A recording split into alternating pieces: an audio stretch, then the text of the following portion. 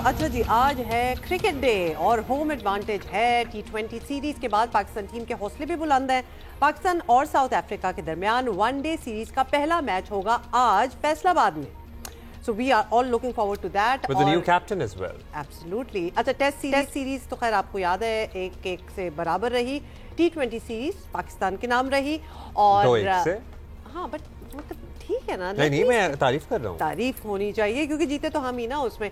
तो अब बात आ गई है ODIs पे और we are very very hopeful. We are hopeful, लेकिन बाज़ मसाइल हैं, चैलेंजेस हैं। इसके बावजूद कौमी टीम ट्रॉफी देख लें प्लीज। जनूबी अफ्रीका की टक्कर की टीम समझ रही है। अच्छा, वी डू जरा फुल पे जाएं, जरा फुल पे जाएंगे तो हम जरा आपको दिखाएंगे। नॉट बैड अब्दुल्ला, मुझे अच्छी लगी है because it is not glass और crystal. It is metal. It is metal and it looks nice. it's very nice and plain. हाँ, ये जरा जंगले कम करें यार स्टेडियम्स में से। वैसे मतलब इसमें इतनी कशीदाकारी नहीं इस ट्रॉफी पे हुई और मुझे ऐसी चीजें आजकल अच्छी लग रही हैं। So that's good. ओके, देखिए। अच्छा जी, ग्रीन शर्ट्स की हालिया परफॉर्मेंस से शायकीन क्रिकेट को भी उम्मीद हो गई है कि कौमी टीम वनडे सीरीज में भी जीत का तसलसल बरकरार रखेगी। कप्तान शाहीन आफरीदी भी अच्छी कप्तानी के साथ जीत के लिए पुरुम्मीद है। खासतौर पर बाबर आजम की फॉर्म में वापसी हो मतलब ये फॉर्म में वापसी ही है, हम समझ रहे हैं इसे। होपफुली इससे उनमें एतमाद आएगा मजीद। और क्या कहा उन्होंने शाहीन शाह ने, सुनिए। जबरदस्त। अच्छा, ये भी बता दें हम आपको कि Faisalabad as a venue is very good. ये जो इंटरनेशनल खेला जा रहा है यहाँ आफ्टर 17 ईयर्स। लास्ट आपको बताएं जी, खेला था 2008 में, अप्रैल 2008 में, and that was between Pakistan and Bangladesh. और ये भी आपको पता था, ट्रिविया हम आपको दे रहे हैं कि फैसलाबाद जो है वो पाकिस्तान का मैनचेस्टर का कहलाया जाता है। Absolutely, it is one of the strong economic hubs of the country. Industrial city है, industrial शहर है और 3 वनडे मैचेस की मेजबानी कर रहा है।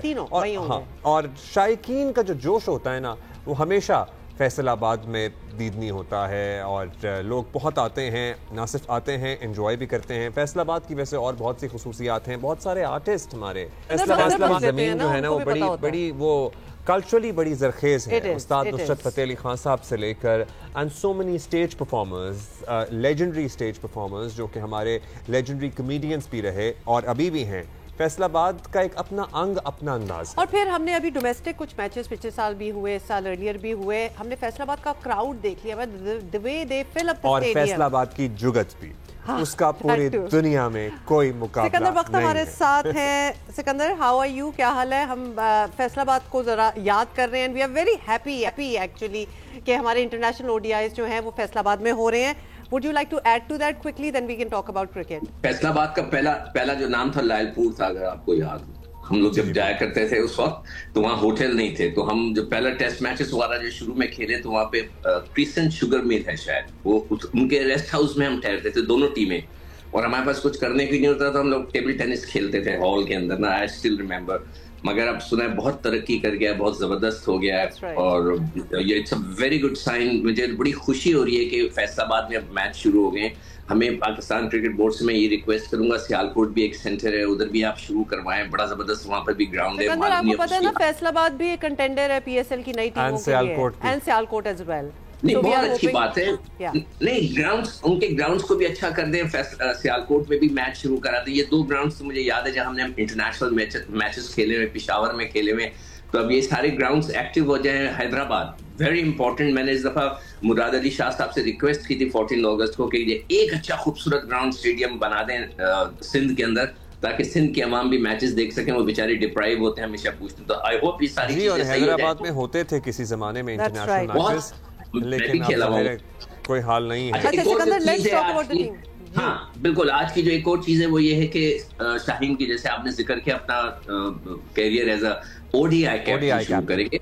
हाँ, तो I wish him all the best. वैसे मैं एक्सपेक्ट कर रहा था कि T20 के वो कप्तान बनेंगे, इसलिए कि T20 का वर्ल्ड कप आ रहा है, मगर वो मुझे नहीं लगा। आई एम रियली सरप्राइज्ड कि उन्होंने T20 का उनको कप्तान बनाना चाहिए था, जिसका उनको एक्सपीरियंस भी है। मगर जैसे चलिए, ये बात तो पहले भी हो गई थी जब इनकी अनाउंसमेंट हुई थी। वाइस वर्सा लोग के, बाज लोग की ये भी राय थी कि वाइस वर्सा हो जाए, मतलब T20 वाले इधर आ जाएं, ये T20 में चले जाएं। लेकिन अब तो जो है बैड आइडिया। बट एनीवे अब तो हो गया ना, तो let's move on from here. अब जरा ये बताएं कि there is a lot of जी, हम बाबर आजम की एक्चुअली बात करना चाह रहे थे, बट आप carry on what you were saying. हाँ देखिए, बाबर आजम का तो ये है कि उन्होंने काफी अरसे से 100 नहीं की, T20 के उनके काफी इनिंग्स हो गई हैं, ओडीआई की उनके 30 मैच हो चुके हैं, अभी तक उनके 100 नहीं है। टेस्ट क्रिकेट में भी उनके तकरीबन 30 इनिंग्स से ज्यादा हो चुकी हैं, उनमें भी 100 नहीं है। तो एक तो उनको 100 लगाना चाहिए, हम सब इंतजार में हैं, उनकी फॉर्म आ गई है, कम बैक उनका हो गया है। और जो सबसे इम्पोर्टेंट चीज जो हुई है ना पिछले T20s में, वो ये कि उन्होंने 2 नए लड़के खिलाए और उन्होंने परफॉर्मेंस दी, सलमान मिर्जा ने, उस्मान तारिक ने। तो मेरी ये रिक्वेस्ट होगी सेलेक्टर से, कोच वगैरह से, कि इसमें भी कोई अगर एक आधा लड़के को, जैसे फैसल अकरम है इस टीम के अंदर, उसको जरूर खिलाएं, ताकि हमें स्पिनर्स की भी जरूरत होती है, तो हमें पता चल जाए कि बच्चा कैसा खेलता है, कैसा है नहीं है। बैटिंग लाइनअप में तो वही लड़के हैं जो कि पुराने चले आ रहे हैं, कोई नया नहीं है सिवाय विकेट कीपर के हसीबुल्ला के। तो हसीबुल्ला को क्या वो खिलाएंगे, रिजवान अपनी जगह छोड़ेंगे, ये एक बड़ा इंपॉर्टेंट है, इनको खिलाना चाहिए। वैसे हसीबुल्ला को भी अगर नए बच्चों को आप लाके सिर्फ कुर्सी पे बिठा के भेजा देते हैं तो उसका कोई फायदा नहीं। फास्ट बॉलिंग के ऊपर हमारे पास सारे वही लड़के हैं। एक मोहम्मद वसीम है जो उनका 15 मैच हो गए, उनको अभी तक नहीं खिलाया, वो कुर्सी पे बैठे हुए मगर उनको नहीं खिलाया। तो अब देखते हैं कि बाकी सारे पुराने।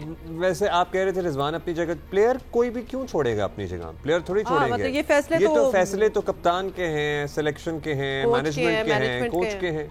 टोटली एग्रीड, आप सही कह रहे हैं। वही तो उनको फैसला करना है ना। वो कई लड़के ऐसे होते हैं कि जैसे देखे ना, शाहीन को हटाया था सलमान मिर्जा ने, 3 आउट के लोगों ने एक क्वेश्चन कर दिया प्रेस कॉन्फ्रेंस में सलमान मिर्जा से, क्या आपने उनको रिप्लेस कर दिया?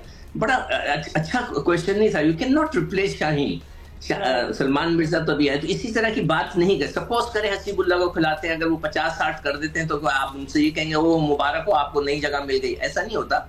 आपको, हमें ये पता चल जाता है कि एक नया रिजर्व में लड़का हमने लिया था एंड ही इज गुड, तो हमें एक खुशी हो जाती है कि हमारी जो बेंच है स्ट्रांग हो गई है और कभी भी जरूरत पड़ी तो ये बच्चा Who should be playing today? वैसे हमारा क्या लाइनअप होना चाहिए आज? सब बहुत से लोगों की वापसी हुई है इन ओडीआई स्क्वाड। वापसी तो अब्दुल्ला किसी की नहीं हुई मेरे हिसाब से। जो है ओपन जमान होंगे हमारे पास, हारिस होंगे हमारे पास। कौन आज प्लेइंग 11 हारिस नहीं है। हारिस कौन से वाले? हारिस नहीं है हमारे पास। मोहम्मद हारिस रऊफ की बात हो रही है। हाँ, हारिस रऊफ है।